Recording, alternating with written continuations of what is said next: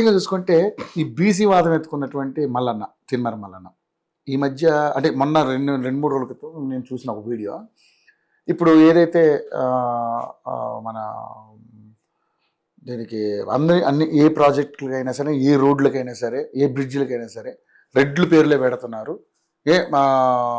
మా బీసీల పేర్లు ఒక్కళ్ళన్నా ఎందుకు పెట్టరు అంటే అంత ఏంది ఈ రెడ్డి అయితే ఏంది ఏమైనా గొప్పనా అన్నట్టుగా ఆయన గట్టిగా వేసుకున్నాడు గట్టిగా.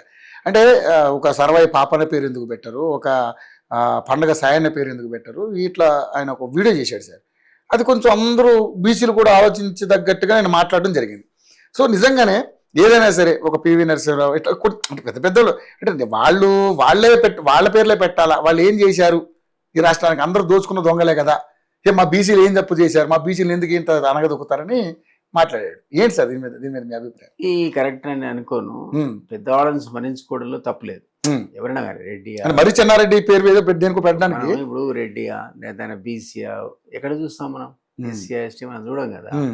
సహజంగా కూడా అధికారంలో ఉన్న వాళ్ళు వాళ్ళ పార్టీకి సంబంధించినటువంటి పాత నేతల పేర్లు తీసి బయటకు తీసుకొచ్చి పెడతారు. ఓకే, ఏదో బీజేపీ కొంచెం అటు ఇటు దాది మళ్ళీ నుంచి వేరే పద్ధతులు ఈ మధ్యకాలంలో పద్మశ్రీలు పద్మభూషణ్లు వేరే వాళ్ళకి ఇస్తాం.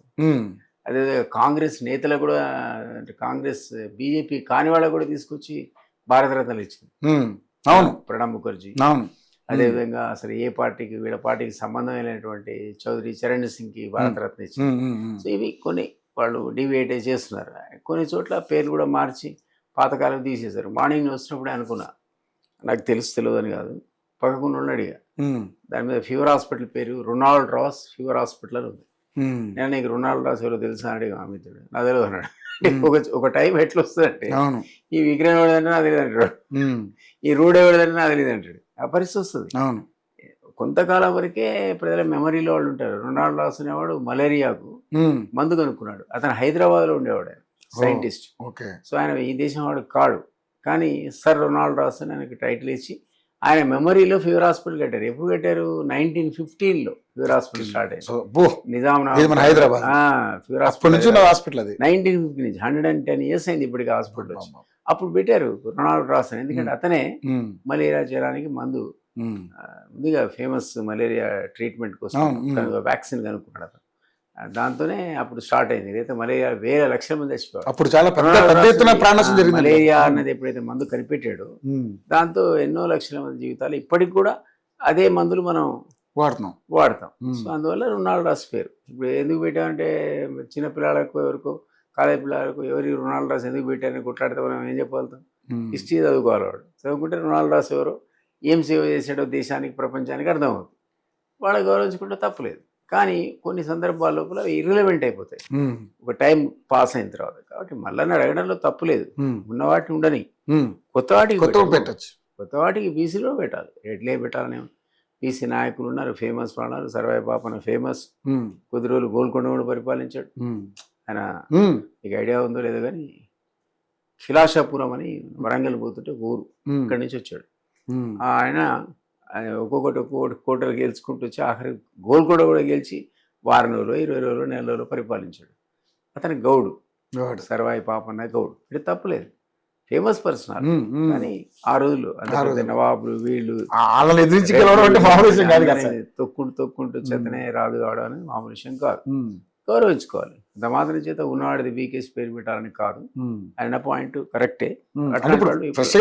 మరి చెన్నారెడ్డి పేరు ఏదో పెడుతున్నారంట, అట్లా ఎందుకు పెట్టాలి? ఉన్నారు కదా లేదు, తప్పేం లేదు. కానీ ఆయనకు ఉండే గౌరవం ఆయనకి ఇవ్వాలి. ఈయనకి ఇవ్వదలుచుకుంటే ఇంకో దగ్గర ఇంకో ఇన్స్టిట్యూట్కో రోడ్డుకో దీనికో పేరు పెట్టాలి, తప్పలేదు అంటారు. అందరికీ సమానంగా. ఇప్పుడు ముఖ్యంగా తెలంగాణ సపరేట్ అయిన తర్వాత మనం ఏంటంటే పాత చరిత్రకారులు చరిత్ర శోధించి ఎవరెవరు మన దగ్గర ఫేమస్ పర్సనాలిటీ ఉన్నారో తీయాలి. ట్యాంక్ బండి ఉందనుకోండి, ఎవరెవరో ఉన్నారు. మన మనోడు తీసుకొచ్చి ఎన్టీ రామారావు మళ్ళీ పెట్టాడు, ఎందుకు ఇప్పుడు బాలసుబ్రహ్మణ్యం పెట్టాడు, ఎందుకు ఇప్పుడు అటువైపు పోకుండా తెలంగాణలో ప్రముఖులు ఎవరు అనేది చరిత్ర కొంత విస్మరిస్తుంది. అధికారంలో ఉన్న వాళ్ళు వాళ్ళ కూడా మనమే గౌరవించుకోవాలి. మన వాళ్ళని మనం గౌరవించుకునే పద్ధతిలో పెట్టుకుంటే తప్పేం లేదు అని డిమాండ్ కూడా కరెక్టే. అంత మాత్రం చేస్తే వేరే వాళ్ళకి కించపడాల్సిన అవసరం లేదు. ఓకే, అదే ఇక అంటే రెడ్డి నాయకులైనా ఇక మా బీసీలు పెట్టి అంటే ఆయన అడిగిన దాంట్లో కూడా నాకు ఒక న్యాయం ఏమనిపించింది అంటే సార్ పాత వాటికి మీరు అన్నట్టుగా ఇప్పుడు ధవళేశ్వర ఆనకట్ట కట్టాడు కదండి సార్, ఆర్డర్ కాటన్ ధవళేశ్వర ఆనకట్ట అన్నారు, ఆయన కట్టాడు ఉన్నది బీకేసి ఇప్పుడు వైఎస్ఆర్ లేకపోతే ఎన్టీఆర్ అని పెడితే బాగోదు కదా, అది ఉన్నది బీకేసి తప్పదు, కొత్తది పెట్టాలి తప్పలేదు. ఓకే. సో ఇంకోటి ఏంటంటే సార్, ఈయన ఈ మధ్య కాలేజీల మీద రైడ్ చేస్తున్నాడు, చైతన్య కాలేజీ మీద రైడ్ చేశాడు, వెళ్ళాడు అక్కడ వెళ్ళి వాళ్ళని గట్టిగానే వేసుకున్నాడు. ఏంటంటే పిల్లల విషయంలో ఎంత ఘోరం. కానీ అది కరెక్ట్ కాదు. ఇప్పుడు నీ పని కాదండి అది, నువ్వు నీ పని కాదు. ఎందుకు కాదంటున్నానంటే నువ్వు చట్టాలు చేయడానికి చట్టసభలో ఉన్నావు, ప్రజల సమస్యలను ఎక్కడే లేవనెత్తాలి, చట్టసభల్లో మాట్లాడాలి, ఇక్కడ కాదు. చైతన్య నువ్వు ఓడిపోవడానికి మండలంలో మాట్లాడాలి. ఇన్స్పెక్ట్ చేసే డిఓ ఉంటాడు, ఇన్స్పెక్టర్ స్కూల్ ఇన్స్పెక్టర్ ఉంటాడు, కాలేజ్ ఇన్స్పెక్టర్ ఉంటాడు, ఐఏఎస్ ఉంటాడు. ఆ శాఖాధిపతులు పోయి వాళ్ళు చూసుకోవాల్సిన పని. కానీ నీకు అనుమానం ఉంటే వాళ్ళకి పోయి ఫోన్ చేసి చెప్పాలి, ఎవడు వీడు ఒకే కాలేజ్ పేరు మీద 100 కాలేజీలు పెట్టాడు, లేదా అదే చూపిస్తున్నాడు ఏదో, అందులో నేను చూస్తుంటే నెంబర్ 1 ర్యాంకు, నెంబర్ 2 ర్యాంక్ అనేది ఎక్కడో ఎవడో పాస్ అయితే ఇక్కడ తీసుకొచ్చి వాళ్ళందరూ తీసుకొచ్చి వీళ్ళు డిమాండ్ చేశాడు, వీళ్ళందరూ కూడా మీ కాలేజీలో చదువుకున్న వాళ్ళని నాకు చూపించాడు. అది నీ అక్కడ పోయి నువ్వు చేయాల్సిన పని కాదు అంటున్నా నేను. నువ్వు చేయాల్సిన పని నువ్వు చేయాలి. ఈ అంశాన్ని చట్టసభలో మాట్లాడాలి. వెనకటికట దొంగడు వస్తున్నాడట, అయితే కుక్కను గాడిద పడుకున్నాడట. అక్కడ కుక్కను గాడిద అడిగిందట, నేను నాయన మురుగరా బాబు యజమాని దగ్గర ఉన్నావు కదా, ఆడేమో దొంగడు వస్తున్నాడు కదా అంటే, అది అన్నదట రోజు కొడుతున్నాడు, పోనీ ఎత్తుకుపోయిన నీ అమ్మ నేను మురగా అన్నదట. అంటే గాడిద కోపం వచ్చి ఓ ఓడర పెట్టిందట. పెడితే దొంగ పారిపోయాడు. ఓనర్ వచ్చి కర్ర తీసుకుని యమ కొట్టుడు కొట్టాడట. ఎవరిని? గాడిద. ఎందుకంటే ఈ పని కాదు అది, కుక్క గాడిద మురిగితే వాడి నిద్ర డిస్టర్బ్ అయింది, నా నిద్ర డిస్టర్బ్ చేస్తా అనుకుంటాడు. వాడికి ఇది ఎట్లా చెప్తుంది, ఇది దొంగని చెప్పలేదు, దొంగ వచ్చాడరా బాబు నీ గురించి నేను ఓనర్ పెట్టాను అనడానికి వీలు లేదు, దానికి భాష రాదు. కుక్కనేమో సరైన పండుకుంది. ఒకవేళ దొంగ వచ్చుంటే కుక్క మరగాలి కదా ఆయన లెక్క ప్రకారం, కుక్క మరితే కొట్టేవాడు కాదు. ఎవడు వచ్చారో అంత తిరిగి చూస్తున్నాడు. కానీ ఎవడు చేయాల్సిన పని వాడే చేయాలి తప్ప కుక్క పని గాడిద చేస్తా అంటే ఇట్లుంటుంది అనమాట. నేనేది ఏంటంటే మళ్ళీ నాకు మంచి గౌరవం, మనకి అందరు గౌరవమే సార్.